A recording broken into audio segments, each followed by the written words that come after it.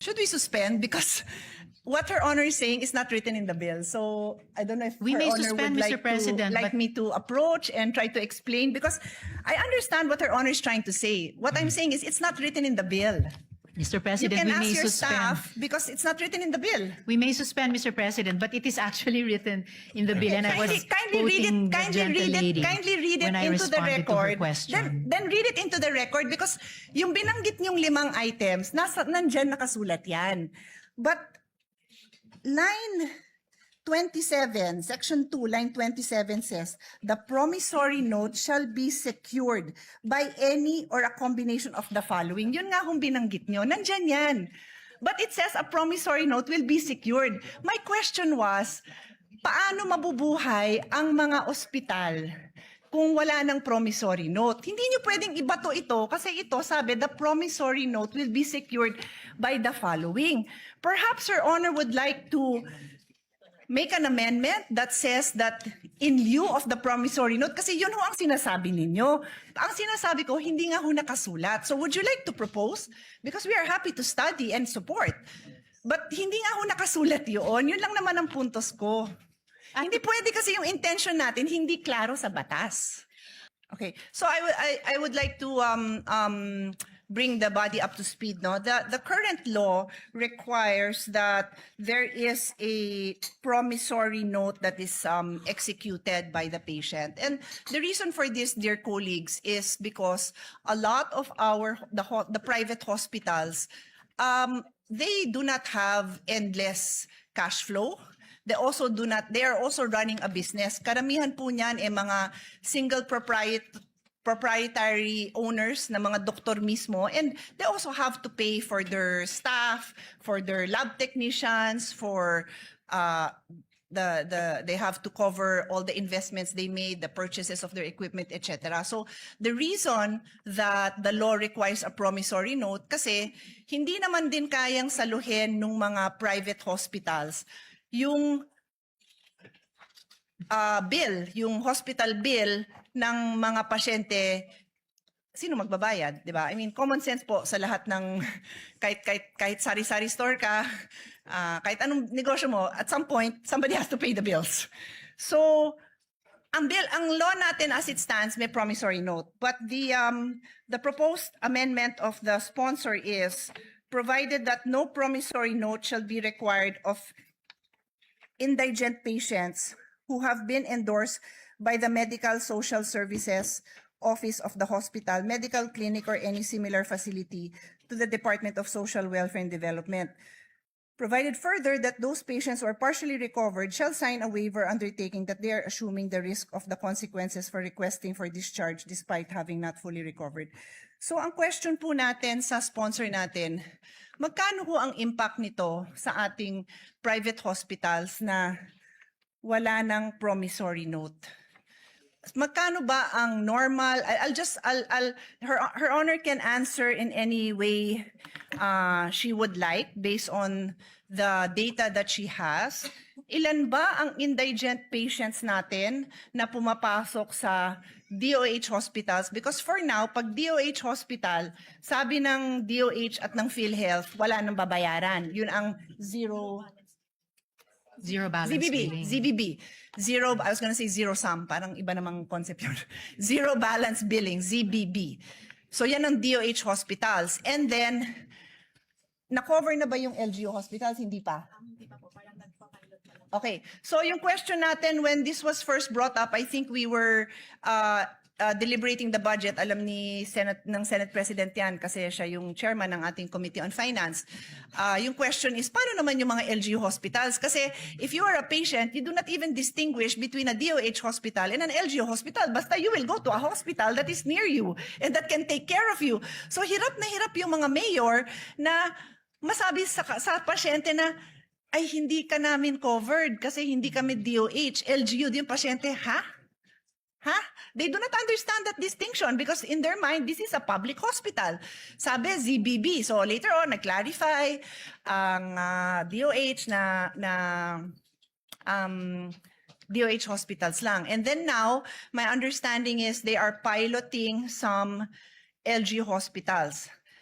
I might have some numbers. I will also be happy to share what I have, but I believe it is incumbent upon the sponsor who is now proposing na wala ng promissory note kasi sino ang sasagot nito? Ang concern ko is we are partners, public and private institutions are partners in delivering health service in this country. So we do not want to see these private hospitals shut down because wala na hong magbabayad ng kanilang mga bills. I don't know if there are arrangements that have been made already prior to the passage of this bill to ensure that these private hospitals will be paid. Because even the LGU hospitals, nandun pa lang tayo sa dry run or ang tawag doon? Pilot testing. So I give the floor to Her Honor to enlighten us because I would love to be able to support the needs of the indigent patients, but I also don't want the private hospitals to close. Thank you, Mr. President. Of course, I also share that particular concern of the gentle lady from Taguig Pateros. As to her first question, kung magkano lahat-lahat ang magiging financial implications sa mga ospital kung maipasa natin itong batas na ito. Unfortunately, there's no concrete data of the universe of that amount, but at the very least, pwede nating sabihin na variable yung fees, no? The fees range from as low as 50,000 pesos to 1 million pesos per patient. Depende sa kaso. Then of course, we would need to multiply that to come up with a range, multiply that with yung pangalawang tanong ng gentle lady kung ilan lahat yung mga indigent patients ang hindi nakakasettle ng bills nila under the current system. And before I go to ano yung kapalit ng current system proposed in this bill, I would just like to note, Mr. President, na because of this concern being raised by the gentle lady, kaya alam ko rin po na Senator Joel will also propose amendments in terms of transparency of billing and charges dahil sa cost variability na ito. Alright, then dako na po ako, Mr. President, sa kung hindi na magpapatuloy yung kasalukuyang promissory note system, ano naman ang kahit papaanong mga garantya o reassurance sa mga ospital na they will be eventually paid. The bill proposes at least 5 which may be used either singly or in combination with each other. So the promissory note or yung katumbas ng promissory note shall be secured by any or a combination of the following: a mortgage over real or personal property of the patient, a relative, or a co-maker. B, a guarantee of a co-maker who shall be jointly and severally liable. C, a deed of assignment. Dito importante, Mr. President, gentle lady, yung papel ng mga government financial institutions. A deed of assignment of the loan proceeds or benefits entitlement from the Social Security system or the government service insurance system in case the patient is an active member thereof. D, a guarantee letter from the Philippine Charity Sweepstakes Office, and in the case nga po of indigent and financially incapacitated patients, a guarantee letter from the Department of Social Welfare and Development or the Department of Health. So, at least in the interim, Mr. President, between when dapat ma-discharge na yung indigent patient kahit may balanse pa siya sa bill and the time na mako-compensate nga yung ospital, ito po yung nakitang mga kapalit na mala promissory note o garansya para sa kanila, Mr. President. Mr. President, perhaps the sponsor can enlighten me because, with all due respect, yung binasa niyo po is Section 2, which states the promissory note shall be secured by any or a combination of the following. Yun ang binasa nyo. So this is, the promissory note will be secured by these items, yung inisa-isa nyo. What you told me is yung, ito yung mga kapalit ng promissory note. Hindi ho yan ang nakasulat sa bill ninyo, Mr. President.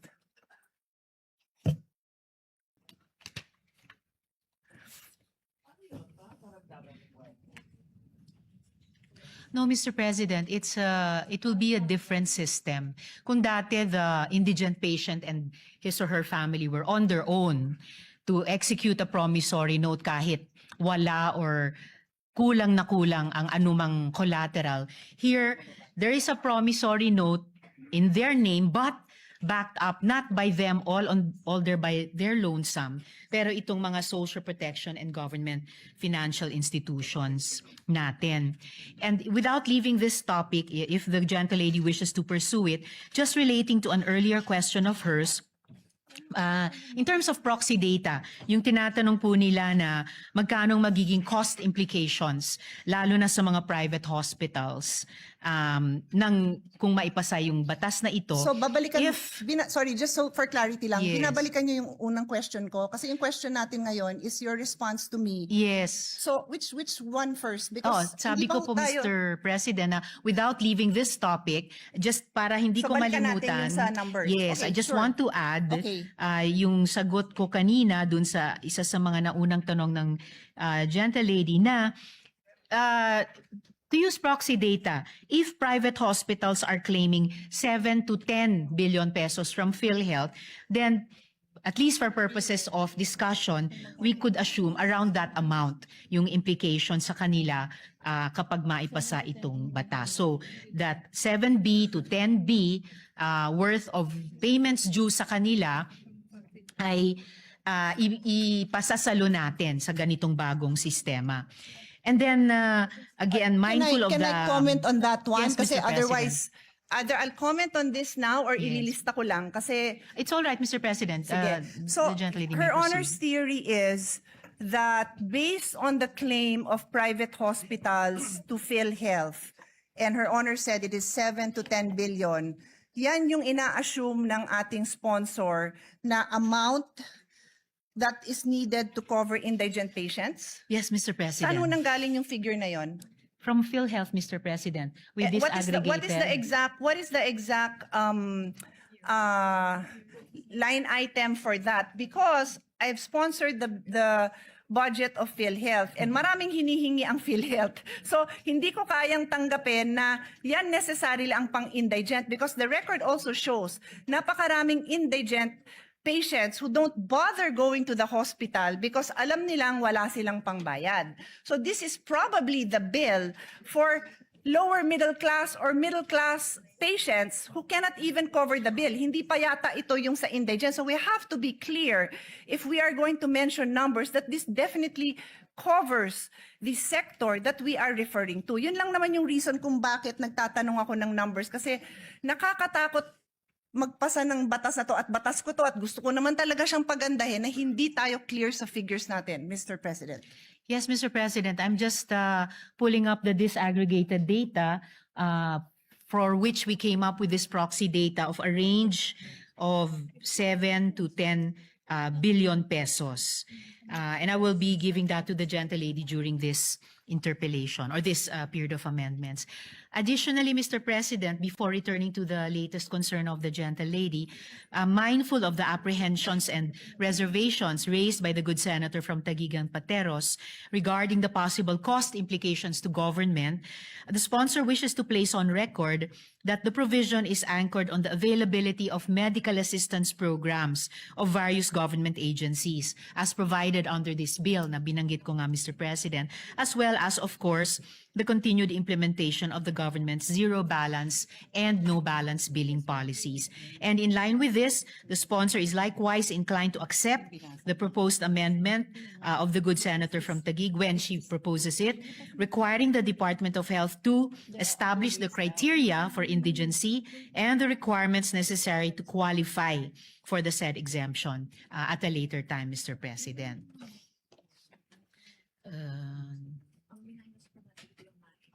So the latest concern of the gentlelady was, So her honor made a statement that there are other ways the bill intends to support the indigent patient. And her honor mentioned letter A, B, C, D, E. Sabi nyo, 5 po yun.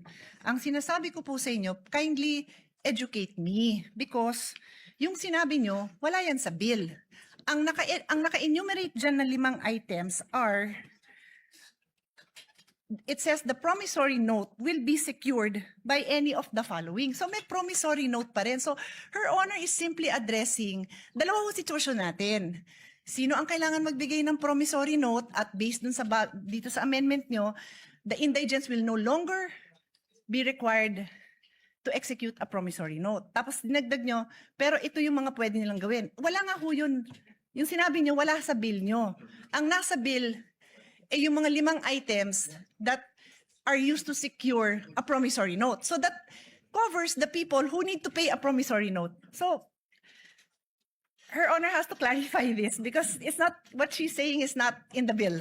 Actually, Mr. President, it is in the bill. In fact, in answering this question, nag-take off po ako dun sa page 3, line 17, section 2, na kinwote ng gentle lady from Taguigan Pateros. And kaya tinalakay ko po yun na in lieu of the current promissory note system, it's still called the promissory note here, pero hindi na po yung solong mga collateral o ano pa mang meager resources na meron yung indigent patient or family ang magsisecure niyan. Ang magbaback up na po nun ay yung mga social protection agencies at saka government financial institutions natin tulad ng SSS, GSIS, PCSO, DSWD, DOH. So in effect, Can Her the Honor promissory specific- note, if I may just complete Yeah, sure. this last sentence, the promissory note will no longer be issued by their lonesome nga po ng indigent patient and family, then bahala na sila sa buhay nila kung paano i-honor. In a way, it will be for the benefit of the hospital na mayroong hindi yung mahirap na iyon, pero may government institutions na nagsisiguro sa kanila na you will be paid, Mr. President.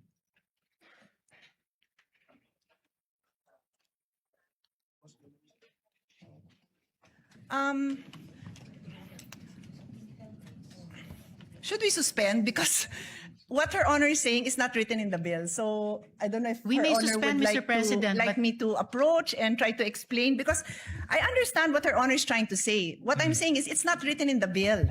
Mr. You President, can we ask may your suspend. staff because it's not written in the bill. We may suspend, Mr. President, but it is actually written in the bill, and I was Kindly read quoting it. the gentle lady Kindly read it when I into the responded to her record. question. Then read it into the record because yung binanggit niyong 5 items, nandyan nakasulat yan. But line 27, section 2, line 27 says, the promissory note shall be secured by any or a combination of the following. Yun nga kung binanggit nyo, nandyan yan. But it says a promissory note will be secured. My question was, paano mabubuhay ang mga ospital kung wala ng promissory note? Hindi nyo pwedeng ibato ito kasi ito sabi, the promissory note will be secured by the following.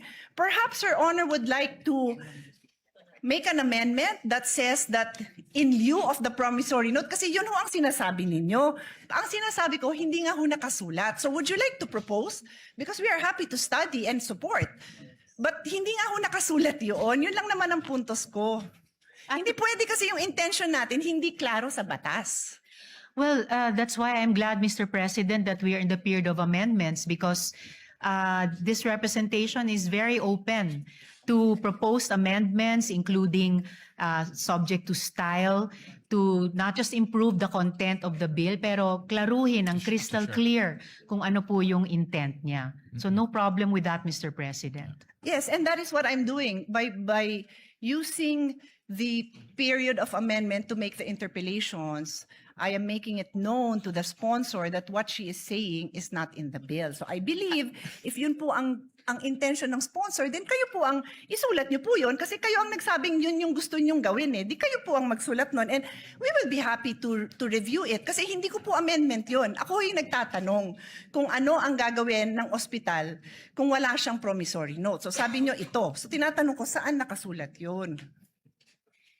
No problem, Mr. President. We can improve this in this very period of amendments. Thank you. Tapos balikan ho natin yung expenses, no?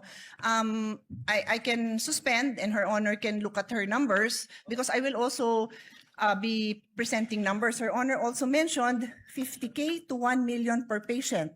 So does Her Honor intend to, kasi yun yung unang binanggit nyo, so does Her Honor intend to come up with a number based on those, that range of expense that Her Honor mentioned? Kasi kailangan nga natin ng number because we have to find out where will we get this amount to support naman these private hospitals. Otherwise, this is a disaster because ang mangyayari, pipila lang sila sa Malacanang, magmamakaawa sila na wag ipasa to. Sayang naman yung effort natin dahil we all have the same intention. Pagandahin yung health system natin. Wag ma-detain ang mga tao, masuportahan ng mga indigents, but we have to know our numbers before we make these kind of amendments. And one more on that section, so maybe we can take a break so we can work on this section. Before we go on to the one more point of the gentle lady, Mr. President, definitely this is not going to turn out to be a disaster. The whole point of the bill, as the gentle lady herself has said, is to amend and update the original law. And that is why we are in the period of amendment to further improve it, Mr. President. The only reason I use the word disaster, Mr. President, because time and again, the small private hospitals have practically kneeled down in front of us, begging us for support. So pag pinasa natin to, hindi dahil sa hindi natin kinonsider yung burden sa kanila, then disaster yun para sa kanila. At kung disaster yun para sa kanila, disaster yun sa healthcare system natin because we are partners. Yun lang naman ang sa akin. We are partners, public and private. May mga lugar, and again, the Senate President is listening intently. Thank you because alam nyo din to. There are areas where there are no public hospitals. So, private hospital yung inaasahan mo doon. Tapos, kung yung mga indigent patients, sabi natin, magpapasa tayo, wala nang promissory note. At again, forgive me kung hindi ko lang naiintindihan. Kaya nga sabi ko, please feel free to point it out and educate me kung saan dyan nakalagay.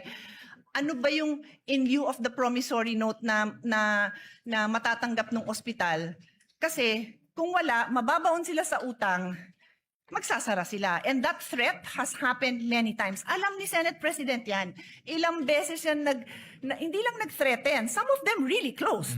During the pandemic, they closed because PhilHealth was not fast enough to reimburse them for the expenses that they incurred during the time. Marami hong nagsara. So I'm just banking on experience to ensure that what we pass is a responsible response to this issue. So before I leave section 2, ang idadagdag ko is, did Her Honor take up during the hearings this possible amendment na lahat ng indigent patients wala ng promissory note? Na-take up po ba yan sa hearing so that you would be able to hear the concerns of the different sectors, including the small private hospitals, the small clinic owners, yung mga lying-in clinic.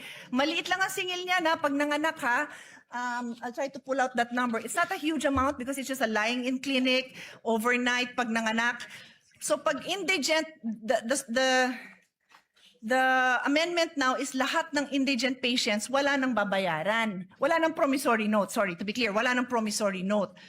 So, was this taken up during the hearing so that marinig natin yung side nila?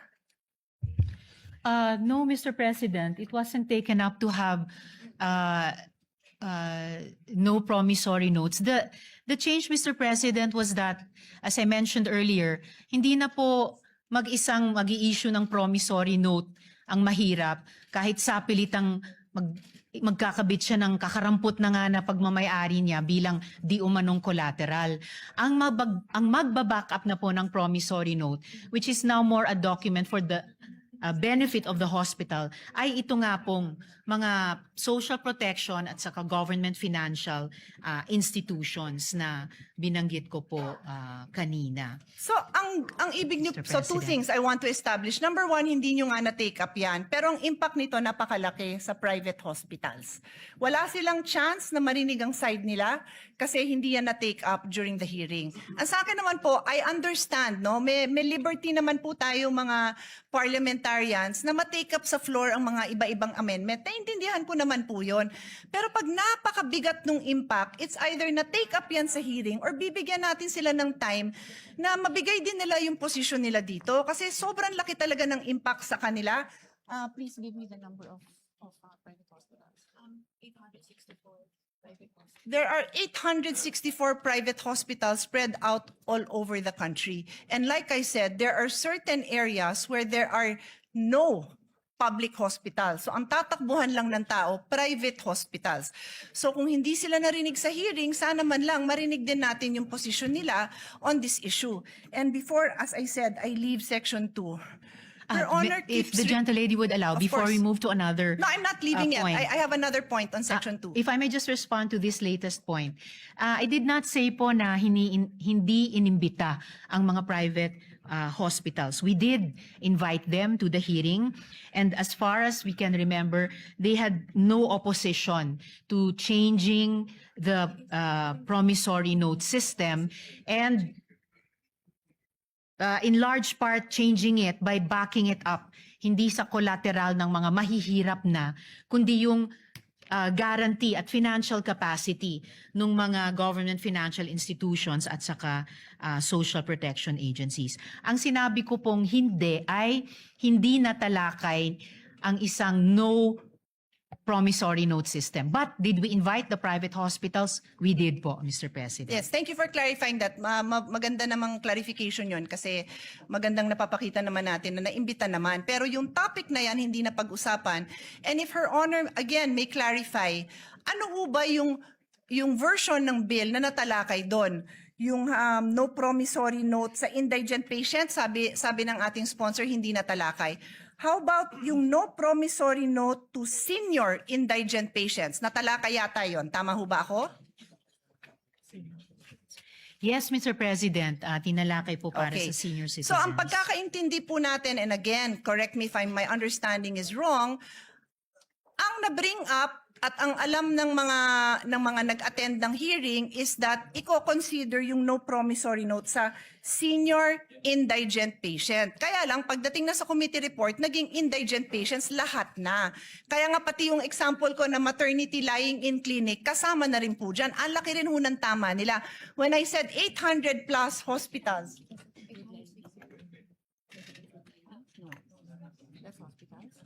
yung sinabi kong 864 na establishments, mga hospital po yun. Hindi pa kasama dyan yung lying in. Baka mas marami pa. So that's why I'm just asking, do we know? And I'm not a stickler for kailangan na take up yan sa hearing. Pero ang sa akin, I am a stickler for narinig ba natin yung concerns nila at yung side nila. If merong mag-advocate for them here, that's okay. If the sponsor has information that can assure us that protected din naman yung interest nila, that hindi naman sila mababankrupt, open naman din po tayo doon. That's the only reason I bring it up, Mr. President. Now, yes, Mr. President, I do appreciate that. And kaya nga po, the bill, gusto niyang i-bring in yung financial power at stability ng mga government financial institutions natin, including nga po the pension institutions and the social protection departments. Additionally, Mr. President, looking at page 4, lines 14 to 17, yun po yung letter E dito po sa section 2 natin, assumed po doon yung coverage for the indigent and the financially incapacitated. Kasi nga po nakalagay dito, in lieu of a promissory note, a guarantee or a reference letter from DOH or DSWD ang mag-assume. So, as the gentlelady and I were starting to discuss earlier, we can, in this period of amendments, clarify the wordings to assume that promissory equals guarantee. So, a promissory note is a guarantee note of these agencies and institutions of government. So, sa ngayon, no promissory note for senior citizens, but this representation is anticipating, or it has an amendment from the Senate President na ang mako-cover all indigent patients. And I'm very willing to, I support that. So, the amendment po, yung covering all indigent, I would accept. And that is also why, Mr. President, we are accepting, again, to reiterate, we are accepting the proposed amendment of the gentlelady for DOH to put eligibility criteria in recognition of her concern. And in fact, I already accepted that, Mr. President, last month, for the record. And for the record, I have no issue covering indigent patients. I am just asking for the financial data so that we are assured that when we go into the budget debates, we will have the full support of all our colleagues to support this amount because mababankrupt nga ang mga private hospitals. And again, I am very willing to hear the numbers to ensure that hindi sila mababankrupt kasi yun lang naman yung objective natin, Mr. President, to ensure that we have a healthy health ecosystem na buhay ang ating private health institutions at nandyan yung mga support na kailangan nila. Kasi bago nga itong factor na dinadagdag natin. It's new. It's new. It does not exist now. Indigent patients are required to provide a promissory note, which means they have the legal obligation, to be clear sa mga nakikinig, they have the legal obligation to cover that amount. That is the meaning of a promissory note. You have Yes, a Mr. legal backing President. to cover that amount. So I understand what Her Honor is saying, that she has these government agencies that will provide, and Her Honor even mentioned letter E on the next page. Wala hong problema yon, pero I will just end this point, Mr. President, and ask Her Honor to read line 27, which is on page 3. Line 27 lang po, hanggang 30, kasi marami namang nakabura doon eh. Let's put it on record. The gentlelady would like me to read it. So page 3, lines 27 to 30, the promissory note shall be secured by any or a combination of the following. And is Her Honor, is my understanding correct that yung the following na yan nga po yung 5 na binanggit nyo? Tama ho ba ako? Tama po, Mr. President. So, anong binasa nyo? The promissory note shall be secured. So, we are talking about a situation where there is a promissory note involved. And what I have been trying to say, Your Honor, is for the indigent patient, it is your amendment that says that line 17, would Her Honor like to read? I can read it, she can read it, but that is your amendment, Your Honor. Line Yes, Mr. 17. President, provided that no promissory note shall be required of indigent patients who have been endorsed by the Medical Social Sciences Services Office of the hospital, medical clinic, or any similar facility to the Department of Social Welfare and Development. And just to reiterate, Mr. President, earlier, sinabi ko na rin po na we can clarify wordings to assume promissory equals guarantee. So it could be a guarantee note.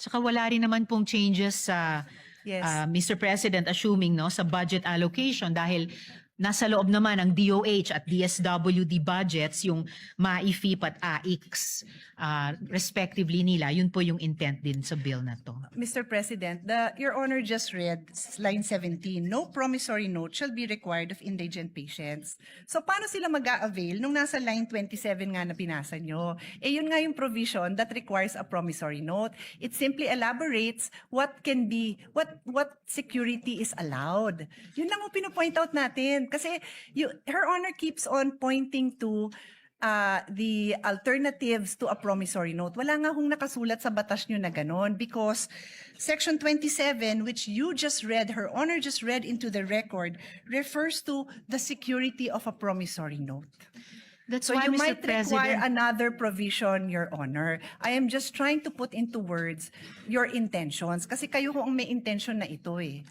although, Mr. President, as I already mentioned earlier, yung in terms of yung wording, yung language ng bill, pwede na nga pong palitan yung promissory note with guarantee note just to indicate nga na hindi na po ito yung kasalukuyan, hindi nga dating kasalukuyang sistema na sapilitang pinapapirma yung mahirap na pasyente o pamilya niya ng promissory note. Kahit halos wala siyang maidikit na collateral dyan.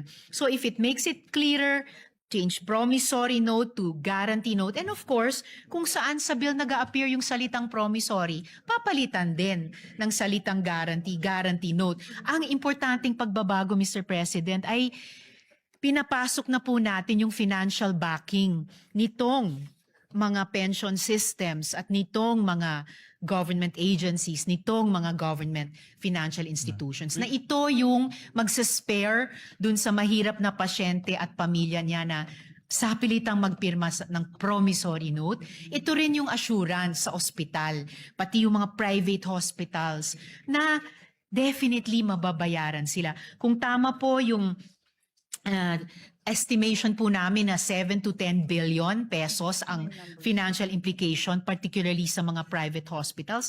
Certainly, pag sinuma natin yung financial might nitong nakalista sa 5 letters dito, kakayanin po nilang garantyahan yan. And yan ang assurance na mababayaran ang mga ospital sa mga serbisyong ibinibigay nila sa mga indigents, Mr. President. With the kind permission of Senator Pia, the way I understand it, dalawa po yung categories, may indigent and non-indigent.